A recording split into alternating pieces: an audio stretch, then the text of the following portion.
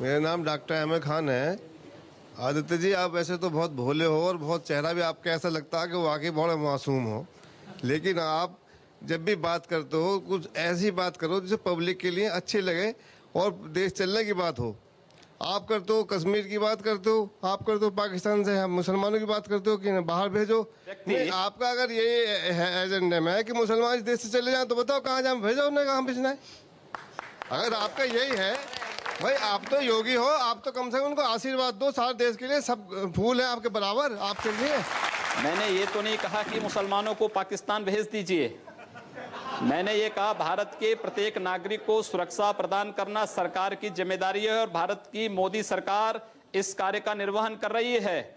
लेकिन आपसे मैं पूछना चाहता हूं, कश्मीर में हिंदुओं के साथ जो कुछ हुआ, क्या कभी आप लोगों ने निंदा किया? क्या अपने जुमे की नमाज में इन बातों को आप लोगों ने कभी खंडन किया कि कश्मीर के हिंदुओं पर जो अत्याचार हुआ है उसकी निंदा करते हैं? मेरी आपत्ति है, आपने भी कहा, मेरी आपत्ति है। अभी आपने कहा आप लोगों ने इससे क्या तात्पर्य है? क्यों नहीं खंडन किया इन्होंने? नहीं, इससे क्या तात्पर्य है? इन सब से जो ये प्रश्न पूछ रहे हैं, इन सब से मेरा तात्पर्य है कि इन लोगों ने आखिर इस बात का खंडन कभी क्यों नहीं किया कि कश्मीर में जो कुछ हिंदुओं के साथ हुआ वो गलत हुआ है। खंडन करें ये लोग भी उसका।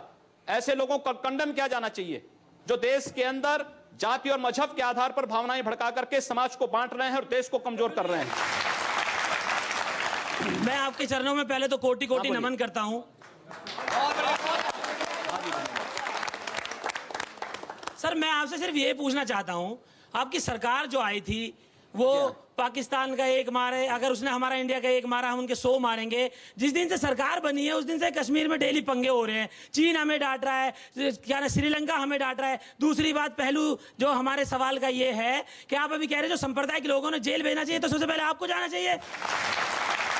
आज सीमा पर पाकिस्तान गोलीबारी करता है तो उसका जवाब मोटारों से भारत की सेना करती है और पाकिस्तान दुनिया के अंदर चिल्लाता भागता फिरता है। ये भारत की मजबूत विदेश नीति को प्रदर्शित करता है और भारत की सुरक्षा को प्रदर्शित करता है। आज चीन भारत की सीमा में घुसने का दुस्साहस नहीं करता है। यमन में फंसे हुए भारतीयों को वापस लाने के लिए जिस तेजी के साथ वहां पर राहत कार्य भारत ने किया है, दुनिया के अंदर एक मिसाल प्रस्तुत किया है। क्या इससे पहले कभी हुआ है? आप लोगों को धन्यवाद करना चाहिए मोदी जी का और कम से कम नतमस्तक होना चाहिए उनके चरणों में कि कम से कम देश के प्रत्येक नागरिक को सुरक्षा की व्यवस्था उन्होंने की है, प्रत्येक नागरिक का सम्मान उन्हें दिलाया है।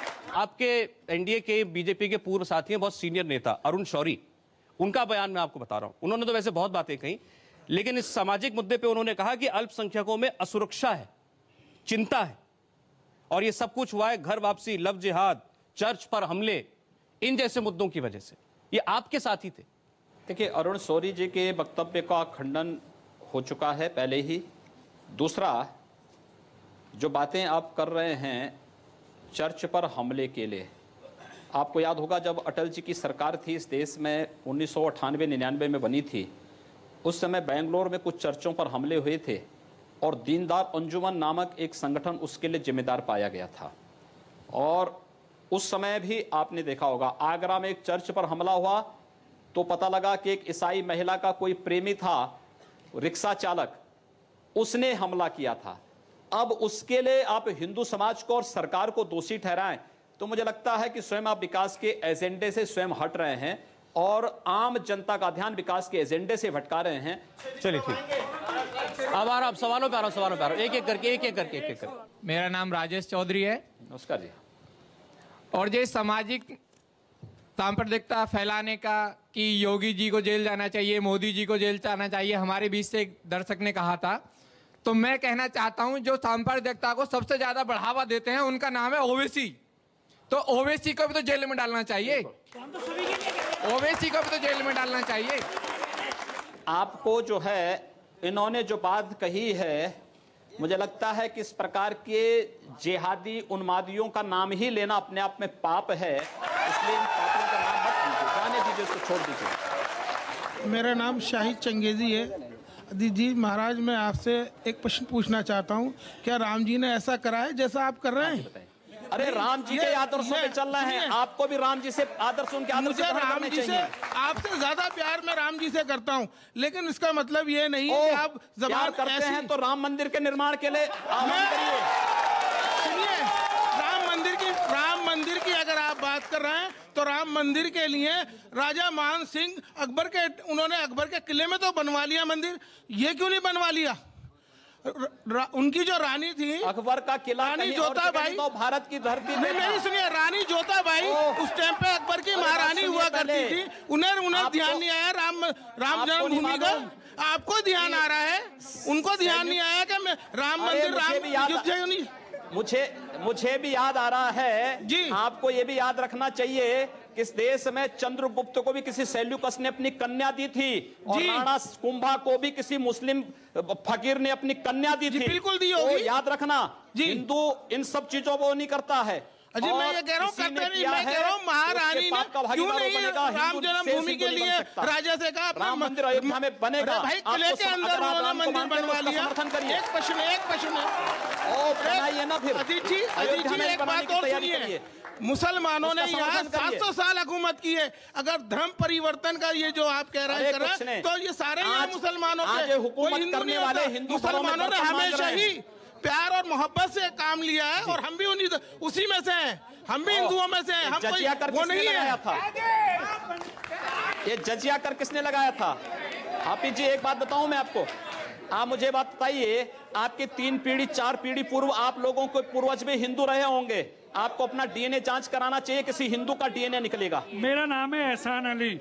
अभी आपने कुछ दिन पहले आपने ये कहा था कोई जोधा अकबर के साथ नहीं जाएगी, तो आपने ये सवाल किस बेस पे किया था? जब आप कहते हैं कि भाई ये सब हमारी जो पीढ़ी है, 1 मिनट सर, ये पीढ़ी हमारी सब आपके पुरख हिंदू हैं, तो हिंदुओं में ही तो जा रहे हैं। आप अपना नाम अली से अपना नाम जो है कोई दूसरा कोई हिंदू नाम रख दीजिए ना। जी छोड़ रहे हैं उसमें। सवाल ये है कि जोधाबाई अकबर के यहाँ क्यों जाएगी? किसी सेल्यूकस की पुत्री भी तो चंद्रगुप्त के घर में आएगी। मैं कह रहा हूं कि अगर इनका नाम एहसान अली ना होकर के भरत कुमार होता तो क्या ये ज्यादा भारतीय हो जाते? अभी कम भारतीय हैं। नहीं, हर भारतीय है, भारत के अंदर जन्मा हुआ हर व्यक्ति भारतीय है, लेकिन उसको भारतीय परंपरा, भारतीय राष्ट्रीयता का भी सम्मान करना पड़ेगा और भारत के संविधान के अनुसार चलना पड़ेगा, न कि शरीयत के अनुसार। समय की कमी किया जाता है। मैं एक बात नहीं समझ पाता हूं कि भारत की राजनीति में राष्ट्र धर्म की बात करना, राष्ट्रवाद की बात करना विकास के एजेंडे में कहां से बाधक है? विकास राष्ट्रीयता को लेकर के होता है और मुझे लगता है कि सरकार राष्ट्रीयता की उन्हीं पहलों को लेकर के चल रही है, कार्य कर रही है और इसलिए आम जनता के विश्वास की प्रतीक भी बनी है। हम लोगों का जो वक्तव्य है, चाहे वह लव जिहाद का हो, चाहे वह घर वापसी का हो, यह मुद्दा विकास के एजेंडे को में बाधक है, मैं इसका विरोधी हूं। आप जिसको राष्ट्रीयता कह रहे हैं उसको लेकर कई बयान आए, अभी आपने खुद उसमें से कई का जिक्र किया। मेरे पास वो कुछ बयान है, मैं वो सुनाना चाहता हूं और फिर आपसे पूछूंगा कि इसमें राष्ट्रीयता कहां है? जैसे आप राष्ट्रवाद कह रहे हैं, ये कौन से राष्ट्रवाद का प्रतीक है? जरा वो बयान देख लें एक बार। हरजी की पेड़ी जो हरिद्वार की पहचान है, इसकी पवित्रता को बनाए रखने का दायित्व हम सबका है और यहां पर गैर हिंदुओं का प्रवेश पूरी तरह बंद होना चाहिए। इस बात को ध्यान अवश्य किया जाना चाहिए, सुरक्षा की दृष्टि से भी, पवित्रता की दृष्टि से भी। ये एक पहला उदाहरण है, आप ही का बयान था, इसके बाद और हैं। चलिए पहले इसी की बात कर लेते हैं। 1916 का हरिद्वार नगर पालिका का जो एक्ट है, उस एक्ट में इस बात का प्रावधान किया गया है और यह प्रावधान तब हुआ है जब इस देश में ब्रिटिश गवर्नमेंट थी। उन्होंने हिंदू भावनाओं का सम्मान किया था। वहां पर हरजी की पेड़ी में कोई हिंदू श्रद्धालु पूरी दुनिया के अंदर का आता है, वह व्यापक आस्था के भाव के साथ आता है। वहां पर वह जूता चप्पल पहन करके नहीं जाता है, वहां की पवित्रता का ख्याल रखता है। लेकिन कोई विधर्मी आकर के वहां अंडा बेचने का कार्य करेगा, अंडा लेकर के जाएगा, चमड़े के जूते लेके जाएगा, आस्थाएं आहत होंगी, अगर इस देश के अंदर अन्य आस्थाओं का सम्मान है तो हिंदू आस्था का भी सम्मान होना चाहिए। आप जिस अंग्रेजी 1916 का के कानून हरिद्वार पालिका के एक्ट को पढ़िए। हमने तो योगी जी आप उस एक्ट को पढ़िए, आपको सबको मौका मिलेगा उस एक्ट को आप पढ़िए। आखिर आप इस बात को मुझे हैरानी इस बात से है। हम एक बयान और मुझे यकीन है कि इस पर बहुत खुलकर बोलेंगे योगी आदित्यनाथ। ये सुन लीजिए। कम से कम 4 बच्चे पैदा करो, एक हम साधु महात्माओं को दे दो, एक वो हमारे पत्रकार पूछ रहे थे सीज फायर उल्लंघन हो रहा है तो एक सीमा पर भेज दो जवाब देने के लिए। होगा देश में कोई कायदा नहीं, कोई कानून नहीं। 4 बीवी 40 बच्चे, मैं कहता हूं 4 बीवी 40 बच्चे हिंदुस्तान में नहीं चलेंगे, नहीं चलेंगे, नहीं चलेंगे। बड़ा साफ है कि वो किसके लिए कहना चाह रहे थे साक्षी महाराज इस बात को। जब नाम किसी का नहीं लिया है तो आप इस बात को किसी के साथ जोड़ के क्यों देख रहे हैं? एक ठीक है। दूसरी बात ये कि एक बात जो हमने कहा कि देश के विकास के लिए इस देश के अंदर एक समान जनसंख्या नियंत्रण का कानून देश के प्रत्येक व्यक्ति पर लागू होना चाहिए। हमारा अगर विकास का एजेंडा है तो देश के विकास के लिए होना चाहिए, समाज के विकास के लिए होना चाहिए, न कि परिवार की जनसंख्या बढ़ाने में हमारे अपने विकास के एजेंडे को लागू करना चाहिए। इसलिए आवश्यक है कि विकास का एजेंडा देश के विकास के लिए लागू होना चाहिए। अपनी ताकत हम देश के विकास में लगाएं, न कि परिवार में